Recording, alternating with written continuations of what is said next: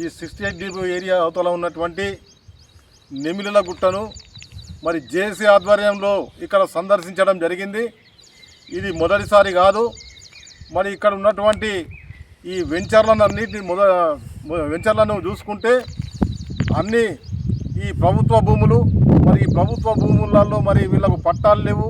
మరి గుట్టలకు ఏ విధంగా మీరు పట్టాలు ఇచ్చిండ్రు అని కూడా అడగడం జరిగింది. ఎన్నోసార్లు వినతి పత్రాలు ఇవ్వడం జరిగింది. సబ్ కలెక్టర్ గారికి, కలెక్టర్ గారికి కూడా వినతి పత్రం ఇవ్వడం జరిగింది. మరి ఈ రియల్ ఎస్టేట్ గారు ఎవరైతే ఉన్నారో ఈ భూ కబ్జాదారుల చెర నుంచి ప్రభుత్వ భూములు అన్యాకృతం అవుతున్నాయి. మరి ఇటువంటి భూముల మీద మరి ఇటువంటి రియల్ ఎస్టేట్ గాళ్ళ మీద మీరు చర్యలు తీసుకోవాలని చెప్పి కూడా చెప్పడం జరిగింది. మరి ఇదే పక్కకున్నటువంటి ఒక మఠం ఉన్నది. ఆ మఠంతో సహా ఇక్కడ ఉన్నటువంటి చుట్టుపక్కల వందల ఎకరాల భూములలో మరి అన్నీ కూడా అన్యాకృతం అయినాయి. అన్నీ దీంట్లో రియల్ ఎస్టేట్ దారులు ఉన్నారు, భూ కబ్జాదారులు. మరి ఇవన్నీ కూడా గత ప్రభుత్వం ఏదైతే ఉందో ఆ గత ప్రభుత్వం హయాంలోనే మరి ఇటువంటివి జరిగినాయి. మరి ఇప్పటికీ మన గౌరవ ముఖ్యమంత్రి గారు ఇందిరమ్మ ఇండ్లను కట్టించడానికి కూడా భూములు లేవని చెప్పేసి కొంతమంది ఇక్కడ ఉన్నటువంటి స్థానిక ఎమ్మెల్యే గారు కూడా ఇంతకుముందు చెప్పడం జరిగింది. కాబట్టి భూములు ఏవైతే ఉన్నాయో ప్రభుత్వం స్వాధీనంలో తీసుకొని మరి దీన్ని ఇక్కడ ఇందిరమ్మ ఇండ్లను కట్టియవలసిన అవసరం ఉన్నది. పేదలు ఎవరైతే ఉన్నారో నిరుపేదలు వాళ్ళకి మనకు ఇల్లు కట్టి ఇచ్చి ఇవ్వాలని చెప్పేసి మేము ఈ జేఏసీ తరఫు నుంచి అదేవిధంగా తెలుగుదేశం పార్టీ నుంచి కూడా నేను డిమాండ్ చేస్తూ ఉన్నాం. మరి ఇప్పటికైనా కానీ మేము ఎన్నిసార్లు వినతి పత్రాలు ఇచ్చినా మరి నాలాల పేరు మీద పరంపోగు భూమి ఇది మొత్తం. ఈ పరంపోగు భూమికి ఎవరు పట్టాలు ఇచ్చిండ్రు, అసలు పరిపాలన యంత్రాంగం ఉన్నదా లేదా, మాకు దీని మీద ఎంఆర్ఓ గారు కానివ్వండి, సబ్ కలెక్టర్ గారు కూడా దీని మీద క్లారిటీ ఇవ్వాల్సిన అవసరం ఉన్నది. మేము దీన్ని మాత్రం వదిలిపెట్టే ప్రసక్తే లేదు. మేము ఎన్ని చెప్పుకుంటా పోయినా, ఎన్నిసార్లు వినతి పత్రాలు ఇచ్చినా మరి ఇక్కడ ఉన్నటువంటి స్కూల్ లేదు. మరి ఆ స్కూల్ను కూడా ఇప్పుడు మరి నిర్మించడం జరిగింది 2 నెలలు 3 నెలల. మరి అదేవిధంగా 68 దగ్గర మన గాంధీ ఏరియాలో ఇంటిగ్రేటెడ్ స్కూల్ అనేది ఒకటి నిర్మాణం చేసింది. అక్కడ పర్మిషన్ వచ్చింది. అక్కడ కాదు, అక్కడ కట్టకండి. మరి ఇక్కడ అదేదైతే ఇంటిగ్రేటెడ్ స్కూల్ ఉందో మరి ఇక్కడ ప్రభుత్వ భూములు ఉన్నాయి. కన్నాన గ్రామ పంచాయతీ పరిధిలో ఉన్నటువంటి ఈ భూములలో ఇంటిగ్రేటెడ్ స్కూల్ కట్టాలని చెప్పి కూడా ఈ జేఏసీ ఆధ్వర్యంలో మేము వినతి పత్రం కూడా కలెక్టర్ గారికి ఇవ్వడం జరిగింది. మరి ఎందుకంటే అక్కడ లాంగ్ వార్ మైన్ కింద నడిచి ఉన్నది, అది లాంగ్ వార్ ఏరియా. అది ఇప్పటికైనా కానీ అక్కడ శంకుస్థాపన చేసింది కానీ నిర్మాణం జరగలేదు. మరి అటువంటి ఇంటిగ్రేటెడ్ స్కూల్ను కూడా ఇక్కడ ఉన్నటువంటి ప్రభుత్వ భూములలో ఖచ్చితంగా కట్టేసి ఇస్తే ఎర్రగుంట చెరువును జేసీ ఆధ్వర్యంలో పరామర్శించడం జరిగింది.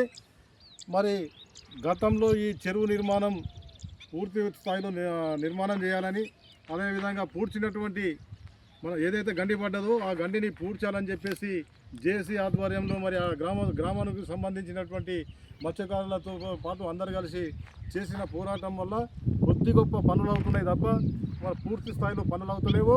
మరి అదేవిధంగా సింగరేణి యాజమాన్యం కోల్సేస్ నిధులు అనేటి ఈ 23 లక్షలు ఇక్కడ శాంక్షన్ చేయడం జరిగింది.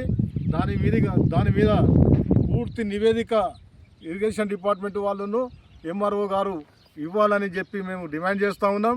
మరి పూర్తి స్థాయిలో మరి ఆ 23 లక్షలు దేనికి ఖర్చు అయినాయి, ఎట్లా ఖర్చు అయినాయి అనేది కూడా నివేదిక బట్టబయలు చేయవలసిన అవసరం ఉన్నదని చెప్పి మేము జేఏసీ పరంగా మేము డిమాండ్ చేస్తూ ఉన్నాం. అదేవిధంగా మత్తడిని ఏదైతే గండి పడ్డదో ఆ గండిని తాత్కాలికంగా పూడ్చడం అనేది జరిగింది.